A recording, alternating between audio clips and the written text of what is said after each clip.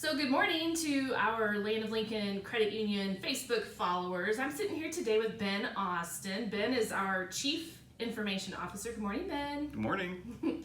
We're going to take this time to share with some of our followers what they've probably seen coronavirus scams in the news and things that are happening, at least from an electronic standpoint, that can compromise people's online identity and things like that. And we just want to get some information from you because you're in the thick of this industry. So would you mind maybe just starting with giving us some examples of some of the prevalent scams that are coming out right now around this health crisis? Yeah, so there are really a couple types of scams. One that target individuals, sitting at home, and others that are targeting the folks that are working from home. One of the most prevalent scams out there, and we're all familiar with it, is the robocall scam. Okay. Instead of the scammer plugging a politician or something like that, they're plugging COVID-19 cures. They're plugging test kits. They're plugging face masks. Chances are a medical professional will never call you. Right. You have to go to your doctor to get any of that stuff, to get real information. So just hang up. Yeah. The other type of scam, and this one is newer, with the run on paper products like paper towels and toilet paper, those being not stocked at the stores, a lot of websites have been popping up claiming that they have stock.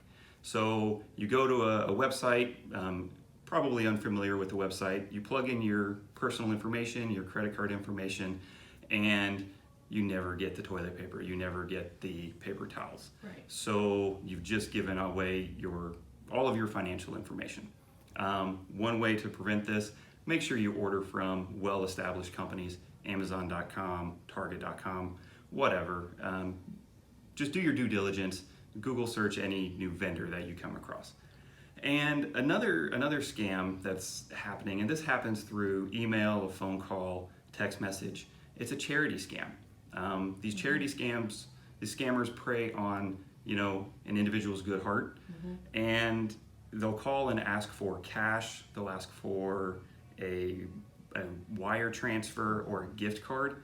Charities are not going to ask for cash over the phone, they're not going to ask for a gift card, and they're definitely not going to ask you to do a wire transfer. Right. So that is a surefire tell that you just need to hang up.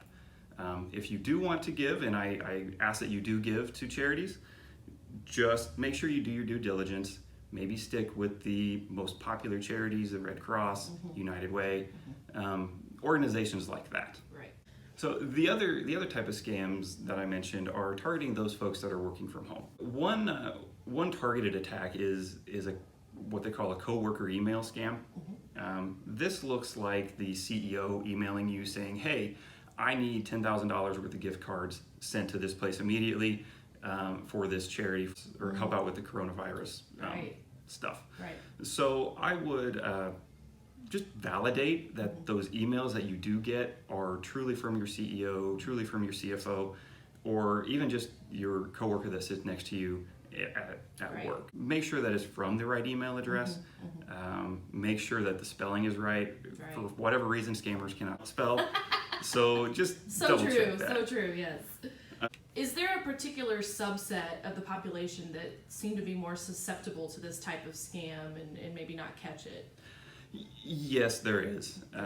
But first, I'd like to say that anyone can fall for a scam. Right. Scammers are becoming more and more sophisticated. They prey on our good intentions, our good heart. So, and right now our fear. And our fear, right. Yes. Yeah. So we just need to be extra vigilant, extra careful. Right. However, there is a subset, like you said. It's mostly the older generations that are targeted, and they're targeted for a lot of different reasons. They may not be as computer literate, they may not be as computer savvy. They may have just now, gotten an iPhone within the last few years. Older adults are also a little more trustworthy and a little more willing to open up. Right. They tend to have a nest egg built up. They potentially own their own home. So those are just, they're good targets for scammers. Yeah, and not to mention right now, they happen to also be the most susceptible to the coronavirus. Exactly. So their fear level is high. Exactly. So yeah, it's just like the perfect storm.